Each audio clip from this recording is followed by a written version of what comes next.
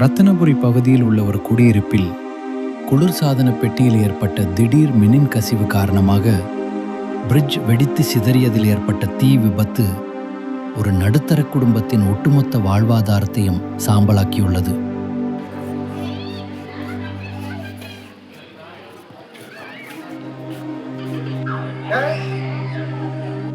மதுரை மாவட்டம் மேலூரைச் சேர்ந்த ஜெயப்பிரகாஷ் தனது குடும்பத்துடன் கடந்த 20 ஆண்டுகளுக்கு முன்பு கோவைக்கு குடிபெயர்ந்து இங்குள்ள ஒரு தேநீர் கடையில் தொழிலாளியாக பணியாற்றி வருகிறார். அவரது மனைவி பிரியா அக்கம் பக்கத்து வீடுகளில் வீட்டு வேலை செய்து வருகிறார். மகன் அருண்குமார் எலக்ட்ரீசியனாக பணியாற்றி வருகிறார். இவர்கள் மூவரும் கோவை ரத்தினபுரி நாராயணசாமி லே அவுட் 2வது வீதியில் வாடகை வீட்டில் வசித்து வருகின்றனர்.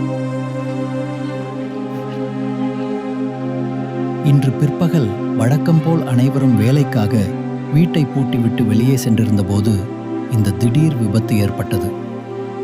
வீட்டில் யாரும் இல்லாத நேரத்தில் குளிர்சாதன பெட்டியில் ஏற்பட்ட மின் கசிவு ஷார்ட் சர்க்கியூட் காரணமாக பிரிட்ஜ் வெடித்து சிதறி கண்ணிமைக்கும் நேரத்தில் வீட்டில் தீ மளமளவென பரவி முழு வீட்டையும் சூழ்ந்தது.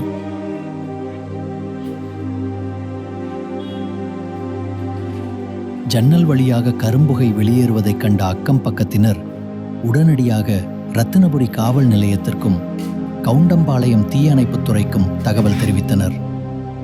சம்பவ இடத்திற்கு விரைந்து வந்த தீயணைப்பு வீரர்கள் பல மணி நேரம் போராடி தீயை அடுத்தடுத்த வீடுகளுக்கு பரவாமல் தடுத்து கட்டுப்பாட்டுக்குள் கொண்டு வந்தனர்.